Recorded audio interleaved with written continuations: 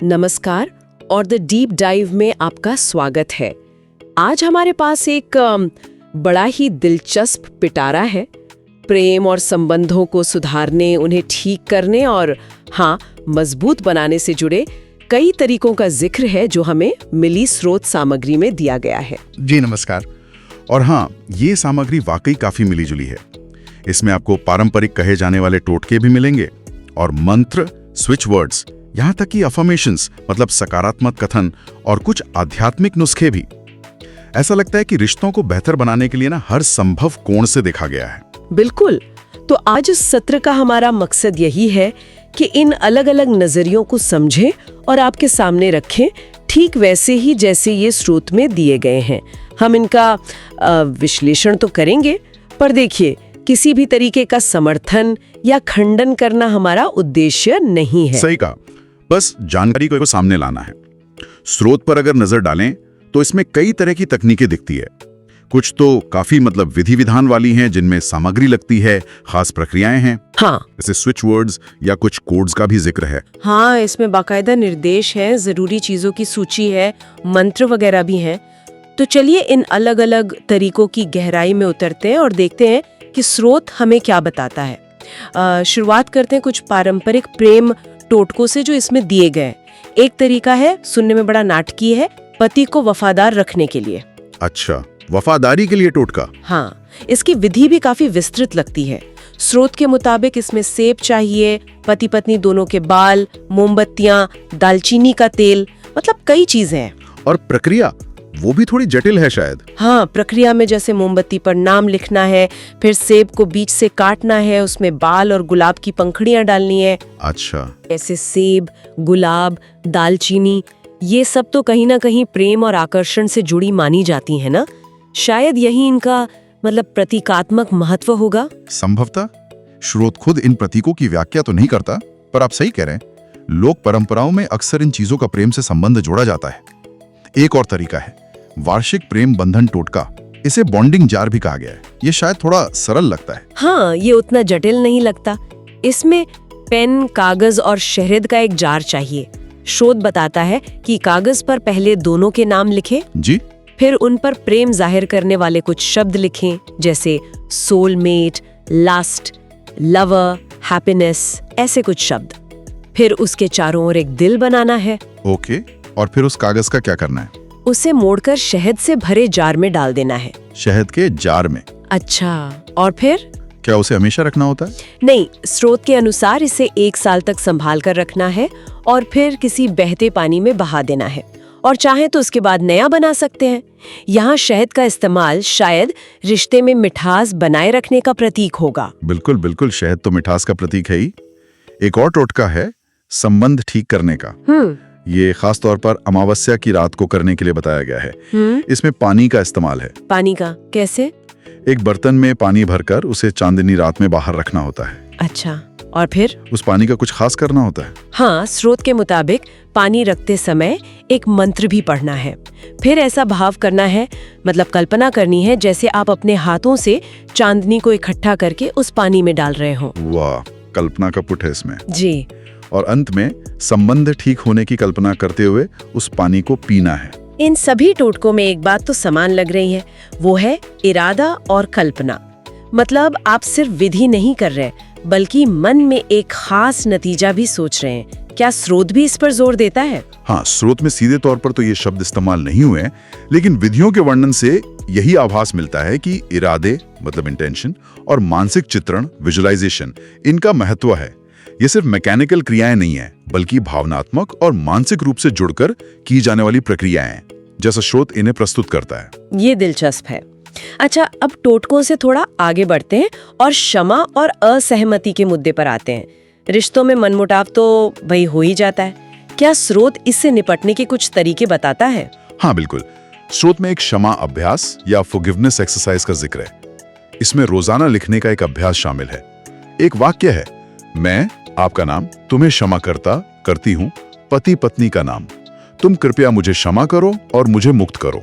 इसे लिखने का सुझाव दिया गया है। लिखने का अभ्यास रोज, और एक और भी है शायद, जिसमें अंग्रेजी का कोई वाक्यांश इस्तेमाल होता है। हाँ, एक दूसरा अभ्यास भी है। उसमें कहा गया है कि एक नोटबुक में रोज 200 बार लिखें, I am sorry, please forgive me, love, thanks, divine order, light, change, और साथ में उस व्यक्ति का नाम जिसका जिक्र है। 200 बार? बाप रे। हाँ, और इसी वाक्यांश को दिन में 100 बार या उससे ज्यादा जपने की भी सलाह दी गई है। तो ये अभ्यास किस तरह मदद करते हैं? क्या स्रोत ये भी बताता है कि रिश्तों में खटास आती क्यों है? मतलब मूल कारण क्या होते हैं? हाँ, स्रोत इस पर भी कुछ विचार रखता है। उसके मुताबिक रिश्तों में असहमति या दूरी आने के कई कारण हो सकते हैं। जैसे उम्मीदें जब पूरी नहीं होती तो निराशा होती है। हाँ, ये तो होता है। या फिर अपनी नापसंदगी या विरोध को खुलकर ना कहना। स्रोत इसे मौन प्रतिरोध या साइलेंट रेजिस्टेंस कहता है। मतलब अंदर ही अंदर विरोध पालते रहना, फिर दबी हुई भावनाएं धीरे धीरे नाराजगी और गुस्से में बदल जाती हैं। अच्छा, इन्हें खुलकर बात ना करना एक बड़ी वजह बन सकता है। बिल्कुल। और स्रोत में कोल्ड वॉर फेज का भी जिक्र है। मतलब वो स्थिति जब गुस्सा जाहिर तो नहीं हो रहा, लेकिन अंदर ही अंदर पनप रहा है और दूरी बढ़ती जा रही है। इसके अलावा एक दूसरे पर दोष मढ़ना, आलोचना करना, शक करना, ये सब भी बड़े कारण बताए गए हैं। स्रोत एक सीधी सी बात कहता है, गुस्सा अलग करता है, प्यार जोड़ता है। तो ये जो क्षमा अभ्यास है, ये शायद उसी गुस्से और नाराजगी को बाहर निकालने का एक तरीका है, ताकि प्यार के लिए फिर से जगह बन सके। बिल्कुल। स्रोत इन्हें इसी तरह प्रस्तुत करता है कि ये नकारात्मक भावनाओं को स्वीकार करके और फिर क्षमा करके आगे बढ़ने का एक जरिया हो सकते हैं, रिश्तों को सुधारने की दिशा में एक कदम, जैसा कि स्रोत का आशय लगता है। अब आते हैं एक और बड़ी ही अनोखी चीज पर जिसका जिक्र स्रोत में है, स्विच वर्ड्स। ये क्या होते हैं? मैंने तो पहली बार सुना है। हाँ, स्विच वर्ड्स थोड़े अलग हैं। स्रोत इन्हें ऐसे एकल शब्दों या छोटे वाक्यांशों के रूप में बताता है जिन्हें दोहराने या लिखने से किसी खास मकसद को पूरा करने में मदद मिलती है। ऐसा माना जाता है ये एफर्मेशंस जैसे पूरे वाक्य नहीं होते, बल्कि इन्हें खास ऊर्जावान शब्द माना जाता है। अच्छा, मतलब मंत्रों की तरह पर शब्द थोड़े अलग हैं। क्या स्रोत में कुछ उदाहरण दिए गए हैं? हाँ, कई उदाहरण हैं। जैसे अगर रिश्तों में बहुत ज्यादा झगड़ा चल रहा हो या लंबे समय से मनमुटाव हो, तो स्रोत एक स्विच बोर्ड देता है। Fly paper, Abraham Lincoln, choose, harmony, paradise, Venus, occur, maintain, 53। ये तो काफी लंबा है। अरे वाह, इब्राहिम लिंकन, ये तो सच में बड़ा अप्रत्याशित है। और किस तरह के स्विच वर्ड्स हैं? जैसे हमेशा के प्यार के लिए stay, divine, together, cream, hug, play, mirrored reflection, be. या फिर गलतफहमी दूर करके सुलह करने के लिए consider, fly paper, restore, harmony, शांति, एडजस्ट, मिक्स, यूएस। ये शब्द कहाँ से आते हैं? मतलब इनका कोई आधार? क्या स्रोत कुछ बताता है इस बारे में? नहीं, स्रोत इनकी उद्गम या आधार के बारे में विस्तार से नहीं बताता, बस इन्हें प्रभावी मानता है और इस्तेमाल करने की सलाह देता है। कुछ और उदाहरण भी हैं, जैसे दूसरों की दखलंदाजी रोकने के लिए एमिएबा लिमिट शट डीएक्टिवेशन गॉन। अच्छा। वैवाहिक वफादारी के लिए restore 49 show put Satya laminate innocence. और सार्वभौमिक प्रेम यानी सबके लिए प्रेम भाव जगाने के लिए सिर्फ एक शब्द है, लव। सिर्फ लव। अच्छा, और एक विवाहितर संबंधों को खत्म करने के लिए भी है क्या? हाँ, उसके लिए भी एक खास स्विच वर्ड दिया गया है, cut, shut, limit, open, divine. स्रोत इन शब्दों को बार बार दोहराने, लिखने या अपने आसपास रखने का सुझाव देता है। यहाँ शायद ये विचार काम करता दिखता है कि कुछ खास शब्द हमारे अवचेतन मन पर असर डालकर बदलाव ला सकते हैं। ये स्विच वर्ड्स तो बड़े दिलचस्प हैं। इनके साथ साथ स्रोत में पारंपरिक मंत्रों का भी काफी जिक्र है। खासकर कामदेव मंत्र का जिक्र बार बार आता है। हाँ, ओम प्रेम कामदेवाय नमः। स्रोत बताता है कि कामदेव प्रेम के देवता हैं और ये मंत्र आपकी इच्छाओं को, आपकी भावनाओं को उन तक पहुंचाने का एक जरिया है। इसे रोज 21 बार जपने और साथ में सकारात्मक रवैया रखने की सलाह दी गई है। स्रोत में एक बड़ी अच्छी बात लिखी है, प्रेम आपसे शुरू होता है, पहले स्वयं से प्रेम करें, रिश्ते बाद में आते हैं। ये बात तो बहुत गहरी है और शायद कई मनोवैज्ञानिक विचारधाराओं से भी मिलती जुलती है। बिल्कुल, ये आत्म प्रेम के महत्व को रेखांकित करता है, जो शायद हर तरह के स्वस्थ रिश्ते की नींव है। इसके अलावा भी कई और मंत्रों का जिक्र है, जैसे विवाह और परिवार में शांति के लिए चिंतामणि ग्रह स्थान था। हर तरह के रिश्तों को ठीक करने के लिए एक सामान्य मंत्र है, ओम क्लीम कृष्णाय नमः। अच्छे संबंध बनाने के लिए ओम हूम नमः। आपसी तालमेल बढ़ाने के लिए ओम ललितम सदाशिवम। और खोया प्यार वापस पाने के लिए श्री कृष्ण गायत्री मंत्र ओम दामोदराय विद्महे का भी उल्लेख है। तो ये इतने सारे मंत्र और स्विच वर्ड्स हैं, क्या स्रोत इनके साथ किसी खास मानसिकता या विश्वास की जरूरत पर भी जोर देता है? हाँ, ये बात स्रोत में बार बार कही गई है कि इन अभ्यासों को करते समय उस ऊर्जा को महसूस करना और पूरे विश्वास के साथ करना जरूरी है। मतलब सिर्फ यंत्रवत दोहराना शायद काफी नहीं है, बल्कि उसमें अपनी भावना और अपना यकीन जोड़ना महत्वपूर्ण माना गया है। अच्छा, शब्दों और ध्वनियों के बाद स्रोत हमें संख्याओं की दुनिया में भी ले जाता है। पवित्र कोड और उपचार आवृत्तियां, ये क्या चीजें हैं? क्या ये भी स्विच वर्ड्स जैसे हैं? हाँ, एक तरह से कह सकते हैं। स्रोत इन्हें संख्यात्मक कोड्स के रूप में प्रस्तुत करता है, जिनका असर स्विच वर्ड्स जैसा ही माना जाता है। मतलब ये खास कंपन या ऊर्जा पैदा करते हैं जो किसी खास नतीजे को आकर्षित करने में मदद करते हैं, ऐसा स्रोत का मानना है। इन्हें भी जपने, लिखने या शरीर पर लिखने का सुझाव दिया गया है। अच्छा, कुछ उदाहरण दे सकते हैं इनके? जरूर। जैसे स्रोत के मुताबिक प्रेम युगल के रिश्ते को मजबूत करने के लिए कोड है 541। नया प्यार आकर्षित करने के लिए सिर्फ 25। सिर्फ 25? छोटा सा है तो। हाँ। सार्वभौमिक प्रेम के लिए 35133। क्या और भी विशिष्ट स्थितियों के लिए कोड है इसमें? हाँ, कई हैं। जैसे कल्पना से भी परे गहरा प्यार बढ़ाने के लिए 0053111। किसी के नकारात्मक रवैये को प्यार भरे रवैये में बदलने के लिए 1323498725। वाह। और झगड़े के बाद सुलह और माफी के लिए? उसके लिए है 6562792। रिश्ते में अगर वो पहले वाली बात न रही हो, खोई हुई चमक वापस लाने के लिए भी कुछ है? हाँ, उसके लिए कोड है 2142143114। और प्यार को फिर से ताज़ा करने, मतलब रिन्यू करने के लिए 012276। तो आप देख सकते हैं, स्रोत में संख्याओं को भी एक तरह की ऊर्जा या संदेशवाहक के रूप में देखा गया है। अच्छा, अब बात करते हैं सकारात्मक वचन यानी एफर्मेशंस की। ये शायद थोड़ी ज्यादा जानी पहचानी चीज है। हाँ, एफर्मेशंस का विचार तो काफी प्रचलित है। मूल रूप से सकारात्मक वाक्य होते हैं जिन्हें हम बार बार दोहराकर अपने अवचेतन मन को प्रभावित करने की कोशिश करते हैं, ताकि हमारी सोच, हमारी भावनाएं सकारात्मक बने। स्रोत में अलग अलग स्थितियों के लिए बहुत सारे एफर्मेशंस दिए गए हैं। जैसे कि विवाह के लिए क्या सुझाव है? विवाह के लिए कुछ उदाहरण है, जैसे मैं प्रेम चुनता चुनती हूँ, या हमारा रिश्ता हर दिन और मजबूत होता है, या फिर मैं अपने जीवन साथी की सराहना करता करती हूँ। ये सरल, सीधे सकारात्मक वाक्य हैं। और परिवार के लिए भी हैं, जैसे हमारा परिवार मजबूत और पूर्ण है, या हम आपस में खुलकर और ईमानदारी से बात करते हैं, या हम एक दूसरे का सम्मान करते हैं। अगर कोई रिश्ता मुश्किल में हो, टूटने की कगार पर हो, तो क्या उसके लिए भी अफर्मेशंस हैं? हाँ, बिल्कुल। रिश्ता बचाने के लिए कुछ अफर्मेशंस दिए गए हैं, जैसे मैं अपने साथी की जरूरतों को समझ सकती हूँ, या मैं इस रिश्ते को सफल बनाने के लिए प्रतिबद्ध हूँ, या हम अपने मतभेदों को सुलझा सकते हैं। और अगर मान लीजिए दिल टूट गया हो, तो उसे जोड़ने के लिए? उसके लिए भी हैं। हाँ, टूटे दिल को ठीक करने के लिए भी हैं, जैसे मैं अतीत को जाने देती हूँ और फिर से प्यार के लिए अपना दिल खोलती हूँ। या मैं ऐसे लोगों को आकर्षित करती हूँ जो मुझे वैसे ही स्वीकार करते और प्यार करते हैं जैसा मैं हूँ।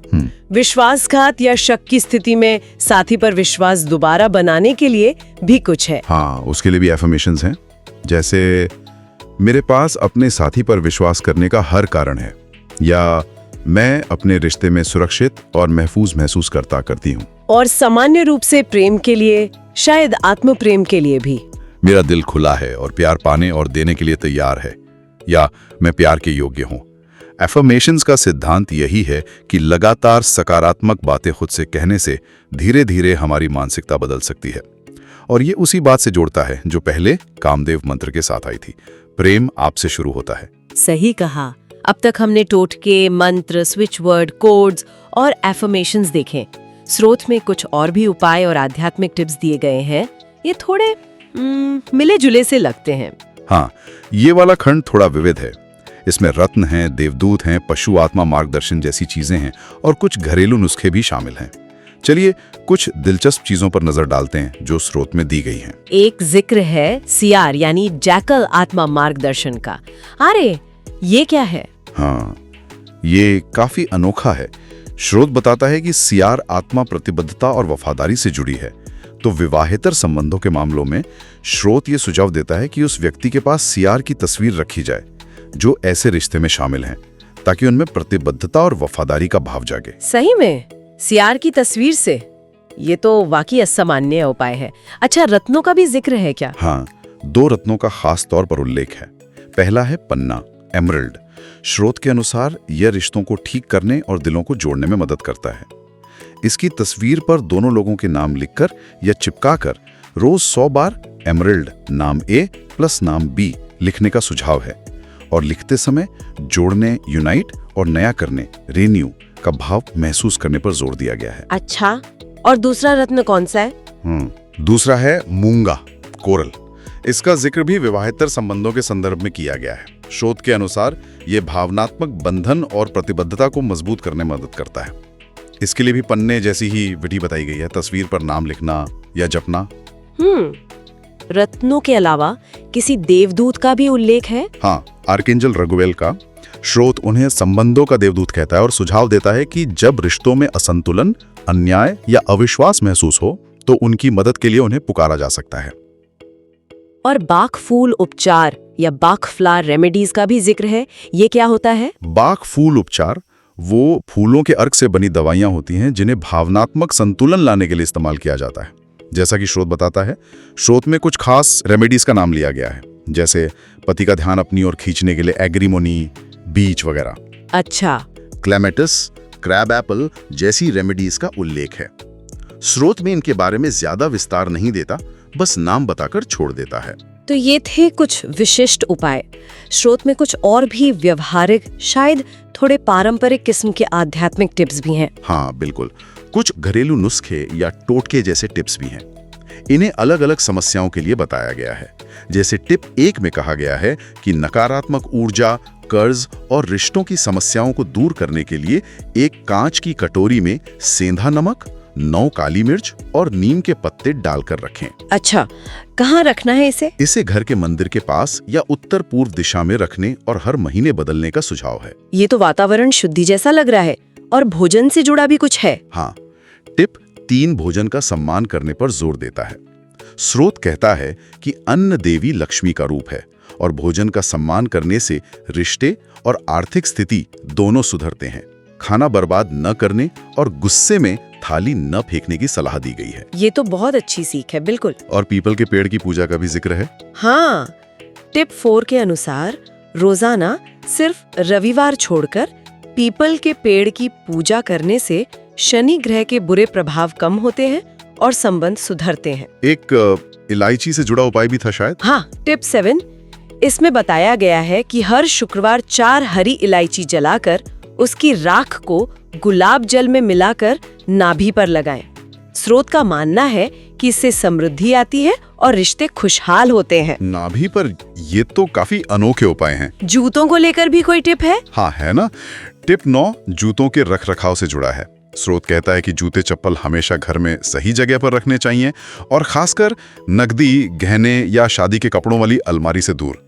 ऐसा ना करने पर धन और रिश्तों पर बुरा असर पड़ सकता है, ऐसा स्रोत का मानना है। अरे वाह, जूतों का भी असर रिश्तों पर, गजब। और आखिरी टिप हल्दी के पानी के बारे में है। हाँ, टिप 10 इसके अनुसार हर गुरुवार को पानी में थोड़ी हल्दी मिलाकर उसे पान के पत्ते से पूरे घर में छिड़कना चाहिए। स्रोत का मानना है कि इससे घर का वास्तु दोष ठीक होता है और रिश्तों में सुधार आता है। तो ये सारे उपाय सियार से लेकर हल्दी पानी तक काफी विविध है। इन सब के साथ भी क्या वही विश्वास और इरादे वाली बात लागू होती है जो पहले आई थी? हाँ बिल्कुल। स्रोत लगभग हर उपाय और अभ्यास के साथ यह जरूर जोड़ता है कि इसे पूरे विश्वास और सकारात्मक इरादे से किया जाना चाहिए। ऐसा लगता है कि स्रोत के नजरिए में विधि चाहे कोई भी हो, करने वाले का विश्वास और उसकी मंशा सबसे ज्यादा मायने रखती है। तो आज हमने इस स्रोत सामग्री के आधार पर प्रेम और संबंधों को बेहतर बनाने के कई अलग अलग तरीकों पर एक नजर डाली। कहाँ पारंपरिक टोटकों और मंत्रों से शुरुआत की थी, हाँ, और फिर हमने स्विच वर्ड्स, पवित्र कोड, सकारात्मक कथन और फिर ये कई तरह के आध्यात्मिक और घरेलू नुस्खों को भी समझा। बिल्कुल, ये एक बहुत ही विस्तृत रेंज थी। इसमें प्राचीन मानी जाने वाली विधियों से लेकर आधुनिक लगने वाले तरीके सभी शामिल थे। और स्रोत इन सबको रिश्तों को सुधारने या मजबूत करने के संभावित उपायों के तौर पर पेश करता है।